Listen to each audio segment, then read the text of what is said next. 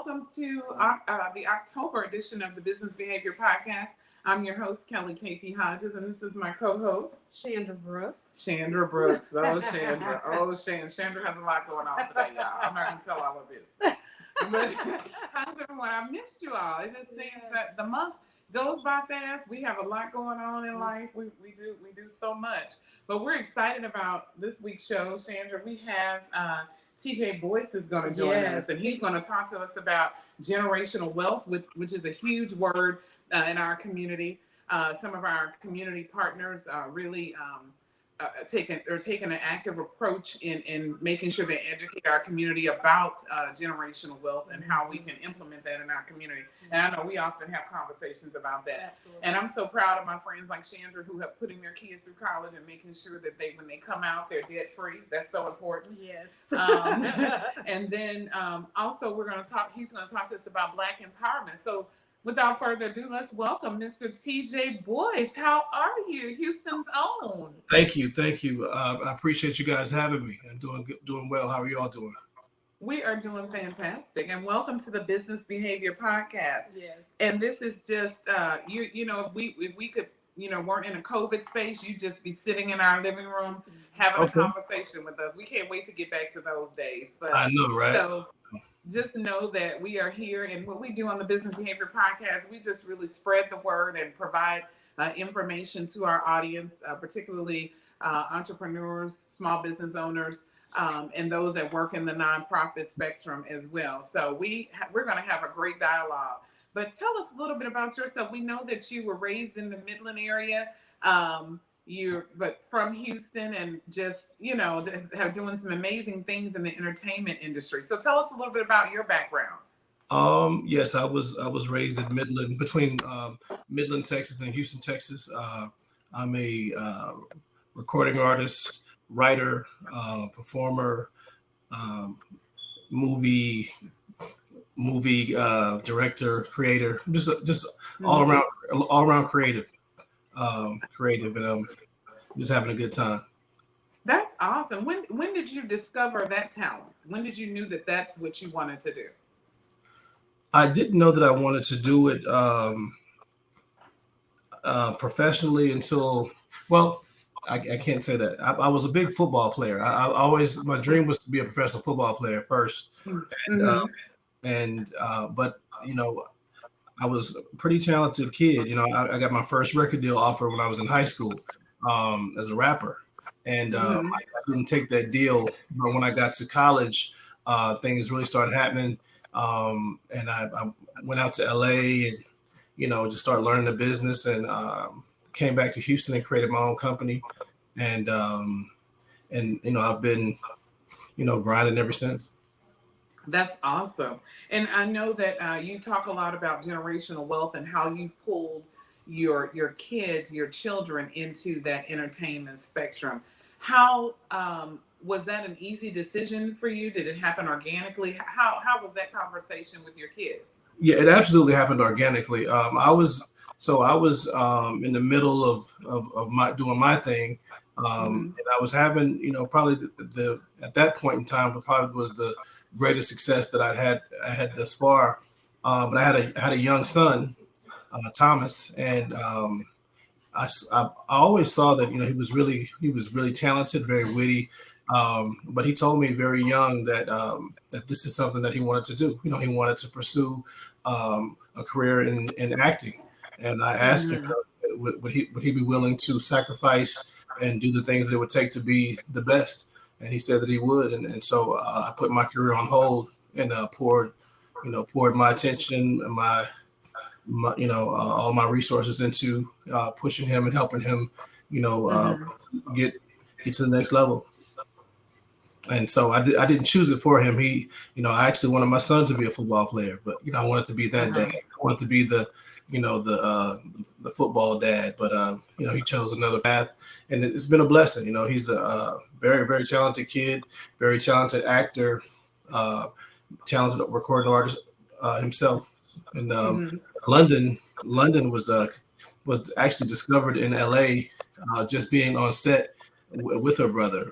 They were just like, "Who's the girl? Who's she with?" Like, "Oh, she's she's just his sister. She's nobody. But it turned And out that she's adorable. Now, thank London is London the one. London is your daughter that's on the Bluebell package, right? yes, On the yes, ice cream package. That's yes. amazing. She's absolutely adorable. Thank you, thank you. That's my man. That's my heart. I'm so in love with my daughter.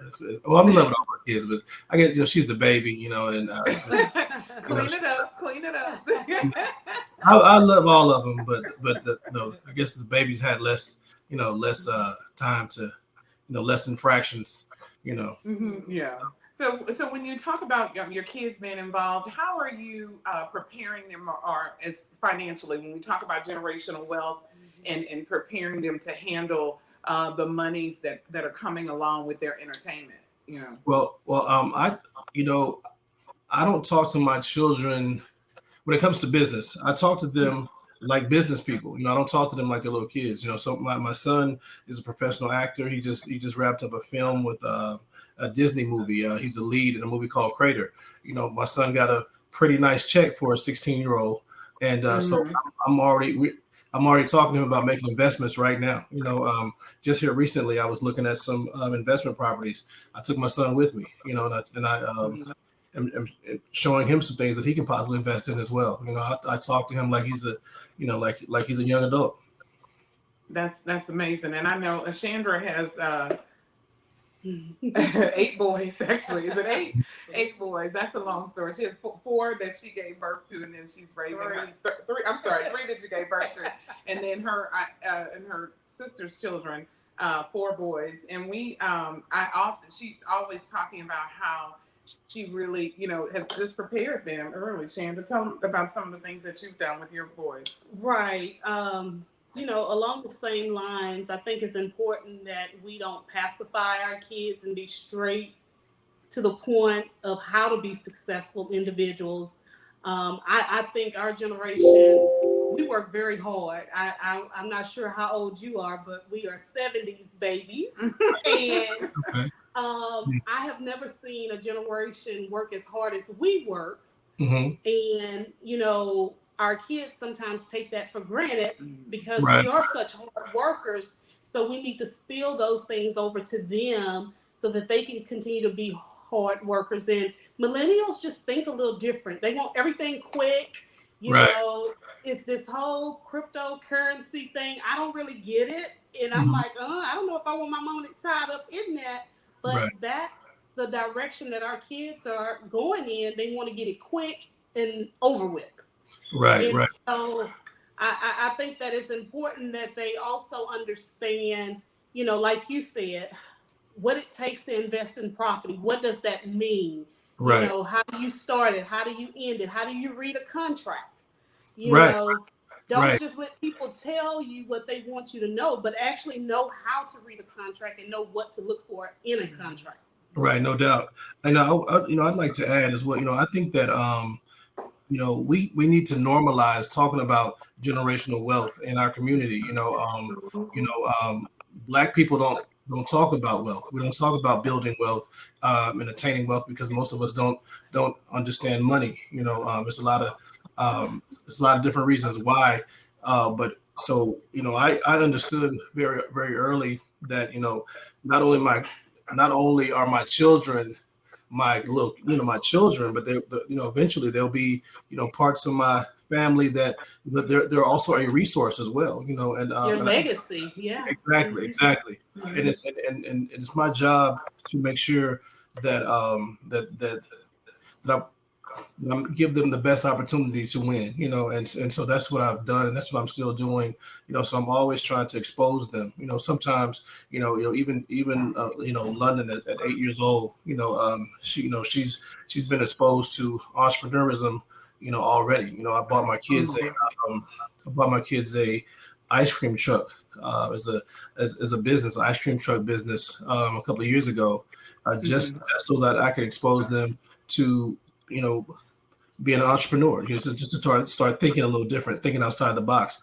Because when we were all in school, they just taught us about getting a degree and going to work for somebody else. That's right. We talk about that all the time, how we feel. Because I knew about entrepreneurship, but it wasn't a conversation because my family, my grandparents owned a grocery store, Hodges Groceries, but I didn't quite understand the dynamic of it being a family business, the importance of it. But that work ethic was instilled in me. It's definitely something that that is embedded in your fiber. You don't really learn it. It's like either you have it or you don't. And I think we you know, this generation of kids, you talk about millennials, they don't want to go to work. Like they want to get up at 10 and they want to stay out all night. You know, they're not interested in punching a clock. You know, even with some of the younger kids that we've hired or that we've tried to hire here with our company so that we could, you know, because we need help, you know, and especially with the social media and digital media age, like I tell Chandra all the time, I don't want to learn it. I want enough to know. I want to know enough to know that it's being done correctly and it's benefiting our clients. But you have, you know, they don't want to report. They don't want to tell you what's going on. They just want you to trust that they're doing. I'm like, no, that's not how this works. And that's not, you know, so we even have to learn in our generation how to really deal with them in business and show them, hey, this is the proper way that you do this. Like you have to report in. Yeah, you might be doing it, but if I hire you to do something on Monday and I don't hear from you till the next Monday, you're fired. Right. I think that it has to do with how they communicate and receive things. It's very different. I mean, you can tell them to do something and you're like, how did you get that out of that? So it's just that whole communication piece with those millennials as well. Right. So I'm working with your kids and yourself and being in such a competitive industry. How are you continuing?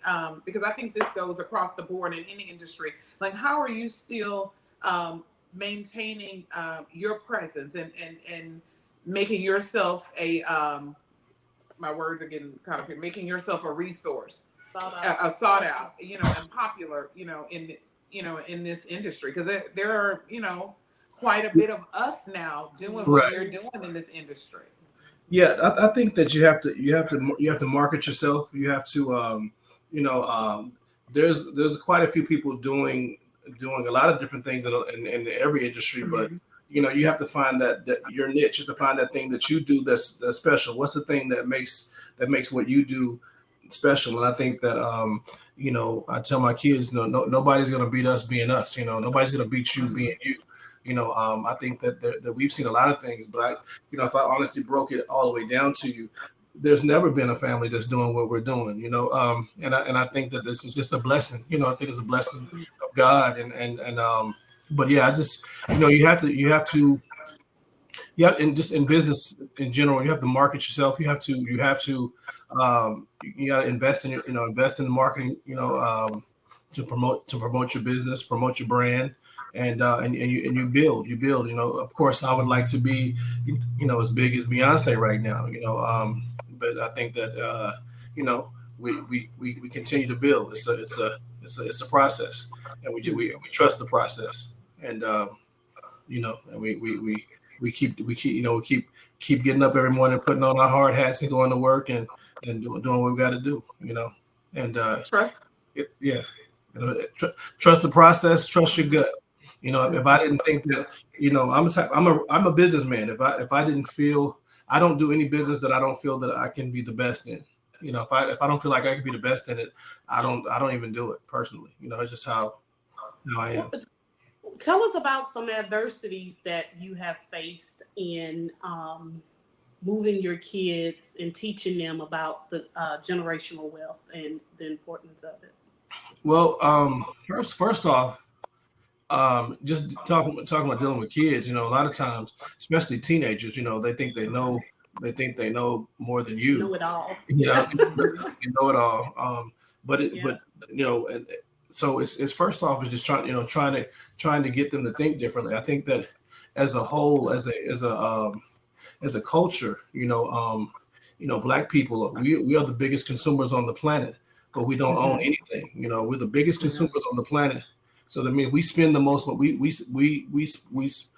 ball and we splurge and we spend more than anybody, but we don't own anything. So what I've tried to teach my children, and I talk to all types of people about business. Like, you know, we have to change our mindset. We have to change our priorities have to control our spending, and hardships or hurdles that I've encountered. I mean, I've been in business for a while, so I've encountered all types of things, from trying to figure out how I'm gonna make payroll to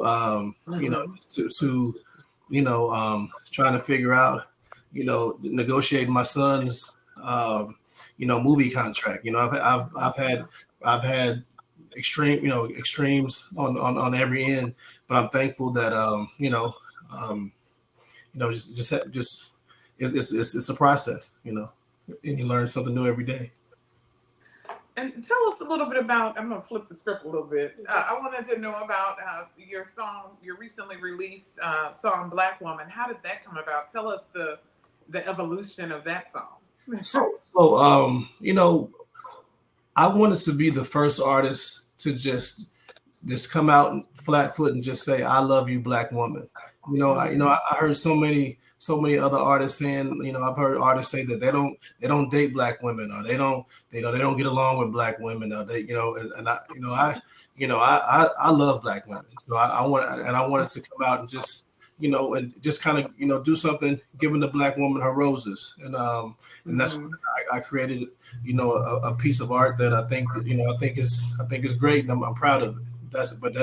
That's where it came from. Just, feeling like it was time to give her roses. Well, we received those roses. Thank you. You're welcome. You're welcome. That was for y'all. That was especially for you guys. Especially for you guys. We appreciate that. We do. And I know in a recent article, hot off the press this week, in the Forward Times, you talk about how important and influential the church was in your life and in your upbringing. Tell us a little bit about that. And where is your home church?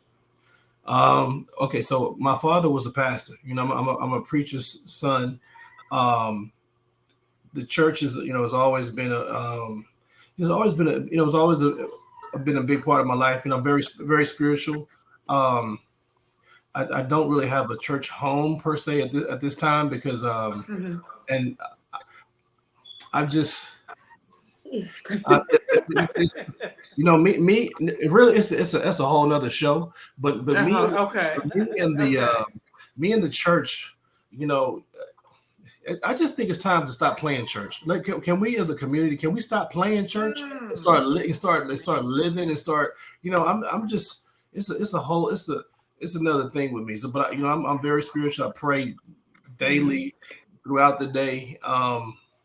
But in the church has always been the cornerstone, the backbone of the community. But look at our community now, especially with what's going on with all of the look at these young cats, shooting each other, and like senselessly, like there's no regard for life. Where's So I think if you have no power,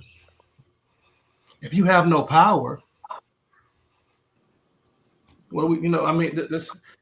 So I got issues with church. Yeah. But I don't have issues with God and Jesus, and but I have issues. The institution. I have issues with the institution. Yeah, we get it. I mean, I've heard that before, but definitely stop playing church. We have conversations. Yes. So I mean, my thing is, it's just like, imagine you going to, you going to your community church, and for since you were a little kid, and for the past 20, 30 years, they've been, y'all been, giving tithes and offerings for this, for some, some, the building fund. The building fund. but nothing ever gets built. Nothing ever gets built. And the people are hurting. The people are starving. Mm-hmm. No, we get it. We definitely get it. Yes, so we just want to take a minute. We have a couple of questions in the chat box. Someone wanted to know, Miss C. Green, thank you for joining us again on our Business Behavior Podcast. Wanted to know, regarding branding your kids for movies or retail, how can that be achieved locally? So what can, if you have if you have a child or or a grandchild that that you might think is talented. Right. You might think is talented. How Man, did they get started? And I know you mentioned that your daughter was actually someone noticed her on set, but what would be what advice would you give to a parent or grandparent? I would definitely say today you have to treat like social media. You have to treat your social media like your own TV station. If you have a child or a grandchild or someone in your family that you feel is cute or talented or can model, can sing, can dance, can rap, I would say create a page, and put that person on there, and market that page, market and promote that page. And I mean, I've seen a lot of, you know, like amazing children, on social media, and I think, and that's what I would do on a local level, but I would definitely also advise, if you're trying to get that child into the arts, put them in some classes, put them, it's always Right. good to have some real, skills behind, that go with that, something that's going to help them hone their skills, give them some classes, even, find an agent, if it's a modeling, so somebody wants to model or want to act, find an agent. Mhm. Tell us about your. I know that you launched and your own entertainment company. How is that going? It's going great. It's going great. No, I mean, it's been I've been an entrepreneur and I've had an entrepreneurial spirit for a very long time. I was in junior high school. I sold candy. I would buy now letters at the deli for 10 cents and sell them at school for a quarter. I know that's right. And it wasn't, I wasn't helping pay bills or anything. I just wanted some money. Right. I just prefer having some money than not. So but having my own company is, of course, like any other company, it has its ups and downs. But it's right now, I wouldn't have it any other way. The music industry has changed a lot. The entertainment industry has changed a lot. And I'm doing music and film, and I think that we're doing a pretty good job. I think that we're doing a pretty good job. That's good. That's good to hear that. We always want to support, particularly African Americans, but African American men and women, that are doing great things. We have a couple of questions. Shantae Michelle Thompson, thank you for joining us, Shantae. She is actually an entrepreneur herself. Doss Couture designs an awesome, amazing women's empowerment and men, our unisex t-shirt line. Okay. Her question is, do you have to go outside of Houston nowadays, or can you achieve huge success here in Houston? I think that you can, but I definitely think that if you can go outside of Houston, it's not a bad idea. I think everybody on here is from Houston or has lived here for a while. So Houston still has a lot of growing to do. I'm trying. I'm definitely a part of the growing process. So right now, cities like LA, New York, Atlanta, they're still ahead in a lot of areas, especially in fashion, entertainment. But I think that you could still do your thing here, especially if you're somebody that you're born and raised here. You have a lot of resources. I think it's always great to be in the city that you have the most resources. Yeah, definitely. Many people have asked me, like, man, why haven't you moved to LA? Why haven't you moved to New York? I mean, I actually have other businesses that are here, and my resources are here, and I love the city. So Right. and so it's part of my, my dream and my assignment is to And Houston is not expensive as all those other places. Yeah. Either, so. Wow. Dang. Wow. Exactly. I'm a businessman. Exactly. Yes, Exactly. You definitely get more bang for your buck here. That's for sure. Exactly. We have another question. Nakia Cooper, thank you for joining us, Nakia. Her question is, what if a parent can't afford those classes? Some cost too much, referring to the acting classes that you mentioned. Some cost too much and could be a scam. What can a parent do? You know what? I actually experienced this when my son, he's always had it, so when he was like 3-4 years old, I was trying to figure out, I went to the places and paid a couple of $100 for him to be a part of some, it was like a whole day, these people that come out and promise you all these things. I think nowadays, it's a smaller world. You have social media. You have it's more accessible. So I think it's easier to find, real reputable companies these days. I believe. And hey, you can always inbox me. I'll keep it real. I'll keep it. And I'm sure we'll people will appreciate that, because especially if you see that your child has talent, the last thing you want to do is to get discouraged by someone scamming you out of your I've seen it happen. It's happened to me. I've been to the classes, paid the fee, and I've done it. I've experienced it. And because, as a parent, I'm one of those parents that I will do anything for my kids. And I know most parents are like that. So, I've done it, but you just want to, who can you trust? But it's like that. And it's really like that in anything, right. You have to do your research, you got to do your research. And Chandra is an excellent researcher. If you need anything, yeah. You call her. Oh my God. TJ, I can tell you about that offline. I appreciate it, but it works. She works my nerves. Yeah, and I was like, I didn't think about that. I just want to do it. Yeah. And then she reels me back in, and I'm like, okay, saves you a lot of heartache. That's she always. I'm just saving you some heartache. We have looks like also someone commented, YouTube University teaches everything free now. So no, that's real. That's real. I saw that comment. So it's you can learn so much on YouTube now. I mean, I use it as a tool. I mean, it can be from trying to figure out how to fix something in your car, how to set your your timer on your car to find out information about business. Whether that be entertainment or whatever type of business you're trying to get into. Tell us a little bit about, I'm going to flip the script here a bit, the Black Lives Matter movement. We know you made an amazing song, Mr. Officer. Mm-hmm. How did that, what, other than the obvious, I'm sure, what made you, we all felt a certain way, but what made you decide, I want to really voice my concerns?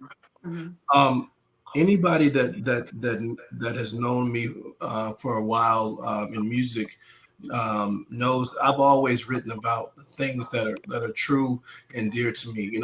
So I put the song out, Ghetto America. I released that before I released Mr. Officer. I wrote Ghetto America many years ago. I just decided that right now would be a great time to release a song.